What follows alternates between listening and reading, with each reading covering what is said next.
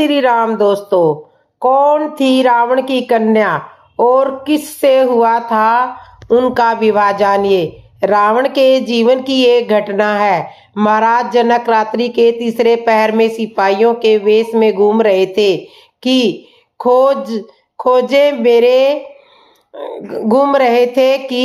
खोजे मेरे राज्य में कौन सुखी है और कौन दुखी है। घूमते घूमते एक जगह देखा कि एक माई का 6 मास का बच्चा अपनी माता के स्तन को बार बार मुख में डाल रहा था और छोड़ता नहीं था। माता जब छोड़ाने लगी तब रोने लगा।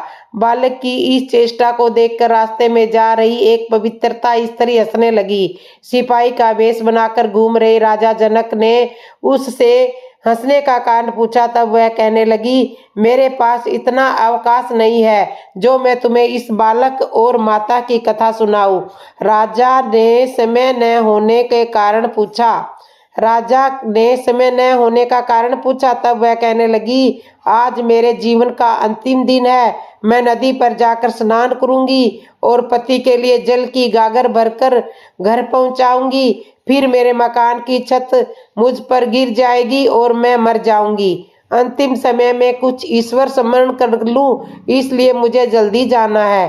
किंतु इतना बता देती हूँ कि वह लड़का और माता दोनों रावण की राजधानी भंगर और उसके बेटे के रूप में जन्म लेंगे तथा बेटे की शादी रावण की कन्या के साथ होगी। ऐसा कहकर वह चल पड़ी। राजा जनक उसके पीछे पीछे गए और बोले, मैं राजा जनक हूँ। मैं तेरे से पूछना चाहता हूँ कि तुझे कैसे पता चला कि तेरे पर छत गिरेगी। उस स्त्री ने कहा, मैं पातिव्रत्य धर्म के प्रभाव से भविष्य का सब हाल जानती हूँ। उस स्त्री ने कहा, मैं पातिव्रत्य धर्म के प्रभाव से भविष्य का सब हाल जानती हूँ। जब जानती हो तो उससे बच क्यों नहीं सकती, घर जाती ही क्यों हो। भावी अमिट है, भावी के आगे किसी का वंश नहीं चलता। किसी राजा महाराजा देव दानव या ईश्वर कोटि में आए हुए ब्रह्मा विष्णु शिवादिकों का वंश तो चलेगा, वे तो भावी को मिटा सकते हैं। भावी के आगे किसी का वंश नहीं चलता। अनेक उपाय करने पर भी भावी नहीं मिटती। अगर आपको संदेह हो तो जाकर देख लीजिएगा। राजन, अब मुझको न बुलाना। राजा को बड़ा आश्चर्य हुआ। वे उसके पीछे पीछे चलते रहे। उस स्त्री ने नदी में स्नान किया और एक गागर जल भरकर घर की ओर जाने लगी। घर जाकर पति को स्नान के लिए वह गागर देकर स्वयं किसी कार्य विशेष के लिए घर के अंदर गई तो अचानक ही घर की छत गिर गई। वह उसके नीचे दबकर मर गई। राजा जनक को उस स्त्री के मरने का बड़ा दुख हुआ, परंतु भावी के आगे उनका कुछ वंश न चला। समय पाकर उसकी बातों को याद करके रावण की राजधानी में पहुंचे। रावण ने राजा जनक का बड़ा आदर सत्कार किया और आने का कारण पूछा तो राजा जनक ने पवित्रता स्त्री के बारे में बताया। पवित्रता स्त्री की सब बातें बताई। तब रावण ने सब ज्योतिष गण, देवताओं, ऋषिगण, ब्रह्मा जी तथा शिव पार्वती को भी बुलाया और सबसे प्रार्थना की कि इस भावी को मिटाने का कोई उपाय बताएं। तब सब ने जवाब दिया कि कर्म रेखा बदलने में हम समर्थ नहीं हैं। हो सकता है कभी सूर्य भगवान पूर्व को छोड़कर पश्चिम में उदय हो जाए, अग्नि शीतल हो जाए, मेरु पर्वत भी गिर जाए, पत्थर पर फूल पैदा हो जाए, किंतु भावी नहीं मिट सकती। भाव यह है कि कर्म रेखा कभी नहीं बदल सकती। तब रावण को अति क्रोध आया और उसने निश्चय किया कि जब लड़की जन्मेगी तो मैं कर्म रेखा लिखने वाली विधाश्री के साथ लड़ाई करूंगा। जब समय आया तो लड़की का जन्म हुआ। छठी रात्रि में रावण तलवार लेकर खड़ा रहा। इतने में विधात्री क्रम फल लिखने आई। रावण ने उसको पूछा, क्या लिखेगी? उसने कहा, पहले मैं कुछ नहीं कह सकती। जब मैं मस्तक पर कलम रखती हूँ तब अंतर्यामी जैसी प्रेरणा करते हैं वैसा ही लेख लिखा जाता है। लिखकर पीछे मैं बता सकती हूँ। रावण, अच्छा, मेरे सामने मस्तक पर कलम रखो। उसने कलम रखी, अपने आप ही लेख लिखा गया। रावण ने कहा, पढ़कर सुनाओ। तब विधात्री ने पढ़कर सुनाया, यह कन्या अति सुंदर, पतिव्रता, सद्गुण संपन्न व शीलवती होगी, किंतु इसकी शादी भंगी के लड़के के साथ होगी जो तुम्हारे महलों में सफाई करता है। रावण को बड़ा क्रोध आया, परंतु क्रम फल अमिट है, ऐसा विधात्री ने उसे समझाया और शांत किया। विधात्री के चले जाने के बाद रावण को फिर क्रोध आया। उसने भंगी के लड़के को मंगवाया जो कि 6 मास का था। रावण ने बच्चे को मार डालने का निश्चय किया, परंतु बिगड़ उठी और उस प्रजाजन कहने लगी, बिना अपराध बच्चे को न मारे, चाहे देश निकाला दे दे। रावण ने उस लड़के को जहाज पर चढ़ाकर समुद्र पार किसी जंगल में छुड़वा दिया। निशान के लिए लड़के के पैर की उंगली कटवा दी। उस जंगल में किसी भी प्रकार की बस्ती नहीं थी, अतः वह विचार किया कि यह बालक वही मर जाएगा, परंतु दैव उसका रक्षक है। अर्थात मनुष्य से रक्षा न कर पाने से अर्थात मनुष्य से रक्षा न किया हुआ भी देव से रक्षा किया हुआ रह सकता है, और मनुष्य से सुरक्षित भी देव से मारा हुआ मारा जाता है। जैसे ईश्वर से रक्षा किया हुआ बालक वन में भी जीवित रहा और देव का मारा हुआ घर में भी मर जाता है। जब रावण ने उस बालक को वन में छुड़वा दिया तब 3 दिन तक बालक भूखा रहा और अपने हाथ का अंगूठा चूसता रहा। ब्रह्मलोक में पुकार पहुंची कि बालक भूखा क्यों रह गया है। ब्रह्मा जी ने विधात्री को आज्ञा दी, तुम इस बालक को दूध पिलाया करो और इसका पालन किया करो। तो उस बालक के लिए विधात्री वहां आया करती थी तथा उसका अच्छी तरह से लालन पालन पोषण करती थी और हर प्रकार की उत्तम शिक्षा भी दिया करती थी। उसने बालक को जल पर तैरने की विद्या तथा जहाज बनाना सिखा दिया, शास्त्र विद्या भी पढ़ा दी। जब बालक चतुर हो गया तथा धर्म में निपुण हो गया और उसकी आयु 18 वर्ष की हो गई, तब विधात्री ने अपने द्वारा बनाए हुए जहाज पर बिठाकर उसे दूसरे टापू में भेज दिया। वहां का राजा बिना संतान के मर गया था। राजमंत्रियों ने सलाह की और निर्णय किया कि जो पुरुष अमुक दिन प्रातः काल शाही दरवाजा खोलते ही सबसे पहले मिलेगा उसी को राजगद्दी पर बिठा दिया जाएगा। तो कारणवश देवलोक से उस दिन शाही दरवाजा खुलने पर वही युवक पहले मिल गया। राजमंत्रियों ने इसको राजगद्दी पर बिठाकर उसका नाम देवगति रख दिया। विधात्री से शिक्षा पा चुका था, इसलिए प्रजा पालन में बड़ा निपुण था। उसका यश चारों दिशाओं में फैल गया था। रावण और उसकी कन्या को देवगति के बारे में मालूम हुआ तथा उसका चित्र भी उनके पास पहुंच गया। जब उन्होंने चित्र में देवगति की सुंदरता देखी और दूतों से उसका यशोगान सुना, तब रावण को लगा कि अपनी कन्या का विवाह उसी के साथ कर दिया जाए। देव योग से शाही दरवाजा खुलते ही वही युवक पहले मिल गया। मंत्रियों ने इसको राजगद्दी पर बिठाकर उसका नाम देवगति रख दिया। वह विधात्री से शिक्षा पा चुका था, इसलिए प्रजापालक में बड़ा निपुण था। उसका यश चारों दिशाओं में फैल गया था। रावण और उसकी कन्या को देवगति के बारे में मालूम हुआ तथा उसका चित्र भी उसके पास पहुंच गया। जब उन्होंने चित्र में देवगति की सुंदरता देखी और दूतों से उसका यशोगान सुना, तब रावण को लगा कि अपनी कन्या का विवाह उसी के साथ कर दे और कन्या का भी मन देवगति के पास अपने संदेश के साथ भेजा, परंतु देवगति ने शादी के लिए मना कर दिया। फिर रावण स्वयं कन्या को लेकर वहां पहुंच गया और तुरंत उन दोनों की शादी करा दी गई। प्रसन्न होकर वह लंका में वापस आया और सब देवताओं को बुलाकर उसने कहा, आप कहते थे राजकन्या भंगी के लड़के के साथ ब्याही जा सकती है।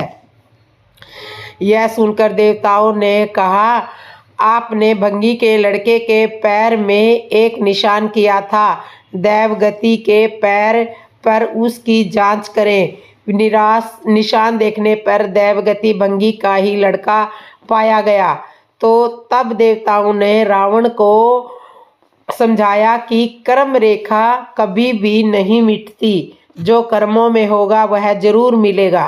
वर्ष के वनवास के उपरांत श्री राम जी कहाँ कहाँ रुके थे, जानिए वनवास का रास्ता। भगवान श्री राम को 14 वर्ष का कठोर वनवास मिला था। इसके अनुसार उन्हें केवल वनों में रहना था, उनका किसी भी नगर में जाना प्रतिबंधित था। श्री राम ने अपने वचन का भली भांति पालन किया था। उन्होंने 14 वर्ष तक अपनी पत्नी सीता तथा भाई लक्ष्मण के साथ वनवासियों की भांति जीवन व्यतीत किया था। इस दौरान वे भारत के उत्तरी तट से लेकर दक्षिण तट तक गए। ऐसे में बहुत लोग यह जानना चाहते हैं कि 14 वर्ष के वनवास में राम जी कहाँ कहाँ रुके थे। इसलिए आज के इस लेख में हम आपको भगवान राम वनवास मार्ग बताएंगे। यह अयोध्या के तमसा नदी के घाट से शुरू होकर श्रीलंका के नुवारा अलिया पर्वत श्रृंखला तक जा पहुंचा है। जब भगवान श्री राम को कैकेयी के सड़े रचयंत्र के तहत 14 वर्ष का वनवास मिला था, तो उन्होंने अपने पिता दशरथ के वचनों का अपना धर्म बना लिया था। इस धर्म के तहत उन्हें 14 वर्ष तक किसी भी नगर में पैर तक नहीं रखना था। साथ ही किसी तरह की राजसी या नागरीय सुख सुविधा का लाभ नहीं उठाना था। उन्हें 14 वर्ष तक वनों में रहकर कंदमूल का सेवन करना था और वनवासी की तरह जीवन यापन करना था। ऐसे में श्री राम 14 वर्ष तक वनों में ही रहने लगे, लेकिन वे एक जगह नहीं रुके। उन्होंने उत्तर भारत से लेकर दक्षिण भारत तक की यात्रा की। अंत में वे रावण से युद्ध करने के लिए समुद्र पार तक पहुंच गए थे। इसलिए आज के इस लेख में हम आपको केवल 14 वर्ष के वनवास में राम कहाँ कहाँ रहे यही नहीं बताएंगे, बल्कि वे जहाँ जहाँ भी रुके वहाँ उन्होंने क्या क्या किया और कितने दिनों तक रहे, इसकी जानकारी भी देंगे। तो सबसे पहले तमसा नदी। सबसे पहले अयोध्या से विदा लेने के पश्चात भगवान श्री राम रथ में बैठकर आर्य सुमंत के साथ तमसा नदी के तट पर पहुंचे। वहां पर अयोध्या की प्रजा भी उनके साथ आई। प्रजा उन्हें अकेले जाने देने को लेकर तैयार नहीं थी तथा उनके साथ चलने की जिद कर बैठी थी। इसलिए उस रात श्री राम ने अपना डेरा तमसा नदी के तट पर ही डाला था। वे सूर्योदय से पहले अयोध्या की प्रजा को बिना बताए सीता, लक्ष्मण और सुमंत के साथ कौशल देश की नगरी से बाहर निकल गए थे। दूसरा पड़ाव था सिंहवेरपुर नगरी। इसके पश्चात वे अपने मित्र निषाद राजगुह की नगरी सिंहवेरपुर के पास के वनों में पहुंचे तथा वहीं पर एक दिन के लिए विश्राम किया। उनके मित्र गुह ने उनका बहुत आदर सत्कार किया। अगले दिन उन्होंने सुमंत को रथ लेकर अयोध्या लौट जाने का आदेश दिया तथा वहां से आगे पैदल ही यात्रा करने का निर्णय किया। फिर उन्होंने केवट के सहारे गंगा नदी को पार किया तथा उस पार कुरई गांव उतरे। तीसरा पड़ाव था प्रयाग। श्री राम वनवास मार्ग का अगला पड़ाव प्रयागराज था। ऐसे में गंगा पार करके श्री राम, सीता, लक्ष्मण तथा निषाद राजगुह के साथ प्रयागराज चले गए। वहां उन्होंने त्रिवेणी की सुंदरता को देखा तथा आगे मुनि भारद्वाज के आश्रम में पहुंचे, जहां उन्होंने मुनि भारद्वाज से अपने रहने के लिए उत्तम स्थान पूछा, उन्होंने यमुना पार चित्रकूट को उत्तम बताया। चौथा पड़ाव था चित्रकूट। इसके पश्चात श्री राम ने अपने मित्र निषाद राजगुह को भी वहां से वनवास वापस जाने के वापिस अपनी नगरी लौट जाने का आदेश दिया। इसके बाद वे माता सीता व लक्ष्मण के साथ यमुना पार करके चित्रकूट चले गए। चित्रकूट पहुंचते ही उन्होंने वाल्मीकि आश्रम में उनसे भेंट की तथा गंगा की धारा मंदाकिनी नदी के किनारे अपनी झोपड़ी बनाकर रहने लगे। यहीं पर उनका भरत जी से मिलाप हुआ था। जब भरत अयोध्या के राज परिवार सभी गुरु माताओं मंत्रियों के साथ श्री राम जी को वापस लेने पहुंचे थे, परंतु श्री राम ने वापस लौटने से मना कर दिया था। इसके कुछ समय पश्चात श्री राम जी चित्रकूट भी छोड़कर चले गए थे। उन्हें डर था कि अब अयोध्या की प्रजा यहाँ निरंतर आती रहेगी, जिससे ऋषि मुनियों के ध्यान में बाधा पहुंचेगी। अब सभी के मन में यह प्रश्न उठ रहा होगा कि चित्रकूट में राम कितने दिन रहे थे।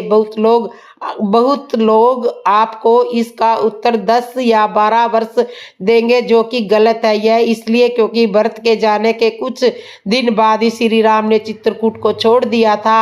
ऐसे में वे चित्रकूट में कुछ महीने ही रहे थे और इसके बाद वे यहाँ से चले गए थे। इसके बाद वे दंडकारण्य बनाता है। राम वनवास मार्ग में दंडकारण्य ही वह जगह है जहाँ श्री राम ने सबसे ज़्यादा अधिक समय वहाँ पर व्यतीत किया था। हालांकि उन्होंने एक जगह स्थायी आवास न बना करके अलग अलग जगह पर रहना चुना था। दंडकारण्य के वनों में पहुंचकर सर्वप्रथम उन्होंने ऋषि अत्रि तथा माँ अनसुईया से उनके आश्रम में जाकर उनसे भेंट की थी। माता अनसुईया से माता सीता को कई बहुमूल्य रत्न आभूषण तथा वस्त्र प्राप्त हुए थे। ऋषि अत्रि से ज्ञान प्राप्त करके वे आगे बढ़ गए। इसके पश्चात उनका विराट राक्षस से सामना हुआ, जिसका उन्होंने वध किया। तब वे सरभंग ऋषि से मिले, जिनकी मृत्यु समीप ही थी। श्री राम से भेंट करने के पश्चात ऋषि श्रृंगभृंग ने अपने प्राण त्याग दिए थे तथा प्रभु के धाम में चले गए थे। इसके बाद भगवान राम दंडकारण्य के वनों में घूम घूम कर राक्षसों का अंत करने लगे। प्रभु श्री राम ने अपने वनवास काल का ज्यादातर समय दंडकारण्य के वनों में ही बिताया था। जब दंडकारण्य के वनों में प्रभु श्री राम ने अपने वनवास काल के 10 से 12 वर्ष बिता दिए थे, तब उनकी भेंट महान ऋषि अगस्त्य मुनि से हुई। अगस्त्य मुनि ने श्री राम को उनका अगला पड़ाव दक्षिण में गोदावरी नदी के किनारे पंचवटी में बनाने को कहा। अगस्त्य मुनि से आज्ञा पाकर श्री राम पंचवटी के लिए निकल गए। छठा पड़ाव था पंचवटी। अब श्री राम जी गोदावरी नदी के किनारे पंचवटी में अपनी कुटिया बनाकर रहने लगे, जहाँ उनकी भेंट जटायु से हुई। जटायु उनकी कुटिया की रक्षा में प्रहरी के तौर पर तैनात रहते थे। इसी स्थल पर शूर्पणखा ने श्री राम को देखा था तथा माता सीता पर आक्रमण करने का प्रयास किया था। तब लक्ष्मण ने उनकी नाक काट दी थी। तब उनका रावण के भाई खर व दूषण से युद्ध हुआ। वह श्री राम ने उनका राक्षसी सेना समेत वध कर डाला। उसके कुछ समय बाद रावण ने अपने मामा मारीच की सहायता से माता सीता का हरण कर लिया। रावण ने उनकी सुरक्षा में तनाव जटायु का भी वध कर डाला। भगवान श्री राम तथा लक्ष्मण माता सीता को ढूंढते हुए वहां से निकल गए। बहुत लोग यह भी जानना चाहते हैं कि पंचवटी में राम कितने दिन तक रहे। ऐसे में इस प्रश्न का उत्तर 1 से 2 वर्ष है, क्योंकि आखिरी का 1 वर्ष तो उन्हें रावण से लड़ने में ही लग गया था। 7वां पड़ाव था मतंग ऋषि का आश्रम। माता सीता की खोज करते हुए सर्व तीर्थ में श्री राम जटायु से मिले, जो मरणासन स्थिति में थे। उन्होंने श्री राम जी को बताया कि रावण माता सीता को अपने पुष्पक विमान में बिठाकर दक्षिण दिशा की ओर ले गया है। इसके बाद उन्होंने जटायु का अंतिम संस्कार किया। आगे बढ़ गए। आगे बढ़ते हुए उनकी भेंट कमंद राक्षस से हुई, जिनका उन्होंने वध कर दिया। उसके बाद उन्होंने माता सबरी की कुटिया का पता दिया। उसके दिए हुए पते के अनुसार राम मतंग ऋषि के आश्रम में माता सबरी की कुटिया में पहुंचे। वहां उन्होंने सबरी के दिए हुए जूठे बेर खाए तथा सबरी ने उन्हें किष्किंधा के राजा बाली के छोटे भाई सुग्रीव का पता बताया।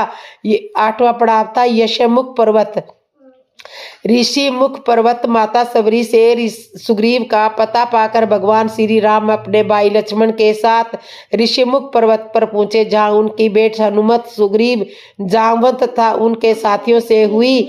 सुग्रीव से उनकी मित्रता हुई तथा दोनों ने एक दूसरे को वचन दिया। वचन के अनुसार भगवान राम सुग्रीव को उनका खोया हुआ राज्य किष्किंधा पाने में सहायता करेंगे तथा सुग्रीव माता सीता की खोज में मल्ल्या पर्वत और चंदन वनों को पार करते हुए वे ऋषिमुख पर्वत की ओर बढ़े। यहाँ उन्होंने हनुमान और सुग्रीव से भेंट की, माता सीता के आभूषणों को देखा और श्री राम ने बाली का वध किया। ऋषिमुख पर्वत वाल्मीकि रामायण में वर्णित वानरों की राजधानी किष्किंधा के निकट स्थित था। ऋषिमुख पर्वत तथा किष्किंधा नगर कर्नाटक के हम्पी जिला बल्लारी में स्थित है। पास की पहाड़ी को मतंग पर्वत माना जाता है। इसी पर्वत पर मतंग ऋषि का आश्रम था, जो हनुमान जी के गुरु थे। 9वां पड़ाव था परसवन गिरी पर्वत। भगवान श्री राम के द्वारा बाली का वध हो चुका था तथा सुग्रीव को किष्किंधा का नया राजा नियुक्त कर दिया गया था। तब सुग्रीव ने माता सीता की खोज करने के लिए श्री राम से आज्ञा मांगी, लेकिन श्री राम ने मना कर दिया। वह इसलिए क्योंकि उस समय तक वर्षा ऋतु शुरू हो चुकी थी, जिससे नदी नाले उफान में होते हैं। इसलिए श्री राम ने माता सीता की खोज 4 महीनों के बाद शुरू करने के लिए कहा। श्री राम वनवास मार्ग के यह 4 महीने उनके सर्वाधिक कष्टदायी थे। इस दौरान वे किष्किंधा के निकट परसवन गिरी पर्वत पर रहे थे, क्योंकि वचन के अनुसार उनका नगर में प्रवेश करना मना था। इसी कारण सुग्रीव का राज्याभिषेक करने में भी किष्किंधा नगरी लक्ष्मण गए थे, ना कि श्री राम जी। 10वां पड़ाव था रामेश्वर। 4 मार्च के पश्चात जब माता सीता की खोज आरंभ हुई, तब हनुमान जी ने लंका में उन्हें ढूंढ निकाला। श्री राम को इसकी सूचना दे दी गई तथा वे संपूर्ण वानर सेना के साथ रामेश्वर में पहुंच गए। इस स्थल का नाम भी उन्होंने समय दिया, क्योंकि यहाँ उन्होंने शिवलिंग की स्थापना की थी, जिसे उन्होंने राम का ईश्वर बताया, इसलिए इस स्थल का नाम रामेश्वर पड़ा। वहां से उन्होंने वानर सेना की सहायता से समुद्र पर 100 योजन का पुल बनाया। यह भारत के धनुषकोडी से शुरू होकर श्रीलंका के मन्नार द्वीप को जोड़ता था। इसके बाद इस राम सेतु की सहायता से भगवान श्री राम वानर सेना के साथ लंका चले गए। रामेश्वर समुद्र तट तक शांत समुद्र तट है और यहाँ का छिल्ला पानी तैरने और सनवेदिग के लिए आदर्श है। रामेश्वर प्रसिद्ध हिंदू तीर्थ केंद्र है। महाकाव्य रामायण के अनुसार भगवान श्री राम ने लंका पर चढ़ाई करने के पहले यहाँ भगवान शिव की पूजा की थी। रामेश्वर का शिवलिंग श्री राम द्वारा स्थापित शिवलिंग है। 11वां पड़ाव है नुआरा अलिया पर्वत श्रृंखला। रावण का महल लंका के बीच में स्थित था तथा ये गुफाएं वहां से लगभग 90 किलोमीटर दूर थी। लंका पहुंचकर श्री राम ने अपना डेरा यहीं पर डाला था तथा रावण के साथ भीषण युद्ध किया था। अंत में उन्होंने रावण के सभी भाई बंधुओं, योद्धाओं, सेनापतियों समेत उसका विनाश कर दिया था तथा माता सीता को उसके चुगल से मुक्त करवा लिया था। इस तरह से श्री राम वनवास मार्ग यहीं तक था। इसके बाद श्री राम ने विधि अनुसार लंका का नया राजा रावण के छोटे भाई विभीषण को नियुक्त किया। उसके बाद वे पुष्पक विमान में बैठकर अयोध्या के लिए निकल पड़े। बीच में वे भारद्वाज मुनि के आश्रम तथा अपने मित्र निषाद राज से मिलने के लिए रुके थे। इस तरह से आज के इस लेख के माध्यम से आपने 14 वर्ष के वनवास में राम कहाँ रहे थे, इसके बारे में संपूर्ण जानकारी ले ली है। राम वनवास मार्ग को तैयार किया जा रहा है और इसके लिए विभिन्न राज्य का सहयोग भी लिया जा रहा है। कुछ समय बाद भक्तगण भगवान श्री राम के इसी वनवास मार्ग की सुगम और आनंदमय यात्रा कर सकेंगे। सबरी 12वां पड़ाव था सबरी का आश्रम। तुंगभृंगा और कावेरी नदी को पार करते हुए राम और लक्ष्मण चले सीता की खोज में। जटायु और कमंद से मिलने के पश्चात वे ऋष्यमुख पर्वत पहुंचे। रास्ते में वे पंपा नदी के पास सबरी आश्रम में पहुंच गए, जो आजकल केरल में स्थित है। सबरी जाति से भीलनी थी और उसका नाम था रमणा। पंपा तुंगभद्रा नदी का पुराना नाम है। इसी नदी के किनारे पर हम्पी बसा हुआ है। पौराणिक ग्रंथ रामायण में हम्पी का उल्लेख वानर राज किंदा की राजधानी के तौर पर किया गया है। केरल का प्रसिद्ध सबरमण्य मंदिर तीर्थ इसी नदी के तट पर स्थित है। 13वां है कोडिकरई। हनुमान और सुग्रीव से मिलने के बाद श्री राम ने वानर सेना का संगठन किया और लंका की ओर चल पड़े। तमिलनाडु की एक लंबी तट रेखा है जो लगभग 1000 किलोमीटर तक विस्तृत है। कोडिकरई समुद्र तट वेलाकनी के दक्षिण में स्थित है, जो पूर्व में बंगाल की खाड़ी और दक्षिण में पालकट्रेस्ट से घिरा हुआ है। यहाँ श्री राम की सेना ने पड़ाव डाला और श्री राम ने अपनी सेना को कोडिकरोई में एकत्रित कर विचार विमर्श किया, लेकिन राम की सेना ने उस स्थान के सर्वेक्षण के बाद जाना कि यहाँ से समुद्र को पार किया जा सकता है और यह स्थान पुल बनाने के लिए भी उचित नहीं है। तब श्री राम की सेना ने रामेश्वर की ओर कूच किया। 14वां है धनुषकोडी। वाल्मीकि के अनुसार 3 दिन की खोजबीन के बाद श्री राम ने रामेश्वर के आगे समुद्र में वह स्थान ढूंढ लिया जहाँ से आसानी से श्रीलंका पहुंचा जा सकता था। उन्होंने नल और नील की मदद से उक्त स्थान से लंका तक का पुनर्निर्माण करने का फैसला किया। धनुषकोडी भारत के तमिलनाडु राज्य के पूर्वी तट पर रामेश्वर द्वीप के दक्षिण किनारे पर स्थित एक गांव है। धनुषकोडी पंबन के दक्षिण पूर्व में स्थित है। धनुषकोडी श्रीलंका में तलमनार से करीब 18 किलोमीटर पश्चिम में। इसका नाम धनुषकोडी इसलिए रखा गया कि यहाँ से लंका तक वानर सेना के माध्यम से नल और नील ने जो पुल राम सेतु बनाया था उसका आकार मार्ग धनुष के जैसा ही था। इन पूरे इलाके को मन्नार समुद्री क्षेत्र के अंतर्गत माना जाता है। धनुषकोडी को ही भारत और श्रीलंका के बीच एकमात्र स्थलीय सीमा है जहाँ समुद्र नदी की गहराई जितना है, जिसमें कई भूमि नजर आती है। 15वां तुंगभद्रा सर्वतीर्थ और पर्णशाला के बाद श्री राम सीता जी की खोज में तुंगभद्रा तथा कावेरी नदियों के क्षेत्र में पहुंच गए। तुंगभद्रा और कावेरी नदी क्षेत्रों के अनेक स्थलों पर वे सीता की खोज में गए। 16वां है सर्वतीर्थ। नासिक क्षेत्र में शूर्पणखा, मारीच और खरदूषण के वध के बाद ही रावण ने सीता का हरण किया और जटायु का भी वध किया था, जिसकी स्मृति नासिक से 56 किलोमीटर दूर ताकेड़ गांव में सर्वतीर्थ नामक स्थान पर आज भी सुरक्षित है। जटायु की मृत्यु सर्वतीर्थ नामक स्थान पर हुई थी, जो नासिक जिले के इगतपुरी तहसील के ताकेड़ गांव में मौजूद है। इस स्थान को सर्वतीर्थ इसलिए कहा जाता है क्योंकि यहीं पर मरणासन जटायु ने सीता माता के बारे में बताया था। राम जी ने यहाँ पर जटायु का अंतिम संस्कार करके अपने पिता और जटायु का श्राद्ध तर्पण भी किया था। इसी तीर्थ पर लक्ष्मण रेखा थी। 17वां है पर्णशाला। पर्णशाला आंध्र प्रदेश में खम्माम जिले के भद्राचलम में स्थित है। रामालय से लगभग 1 घंटे की दूरी पर स्थित पर्णशाला को पर्णशाला या पर्णशाला भी कहते हैं। पर्णशाला गोदावरी नदी के तट पर स्थित है। मान्यता है कि इसी स्थान पर यहाँ से सीता जी का हरण हुआ था। हालांकि कुछ लोग मानते हैं कि इस स्थान पर रावण ने अपना विमान उतारा था। इस स्थल से ही रावण ने सीता को पुष्पक विमान में बिठाया था, यानी सीता जी ने धरती यहाँ छोड़ी थी। इसी से वास्तविक हरण का स्थल यह माना जाता है। यहाँ पर सीता राम का प्राचीन मंदिर है। वीडियो अगर पसंद आई हो तो वीडियो को लाइक जरूर करिए दोस्तों, और ऐसे ही अच्छी जानकारी आपको मेरी वीडियो से मिलती रहेगी।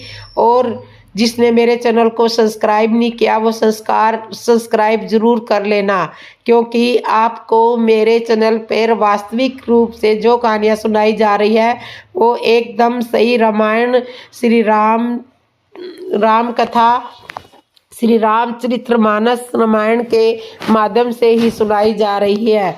तो दोस्तों चैनल को सब्सक्राइब जरूर कर ले, कमेंट में जय श्री राम जरूर लिख ले और नोटिफिकेशन बटन जरूर ऑन कर ले ताकि आने वाली हर नई वीडियो की नोटिफिकेशन आपको मिल जाए और आप ऐसे ही सुंदर सुंदर कथाएं मेरे चैनल पर सुनते रहे।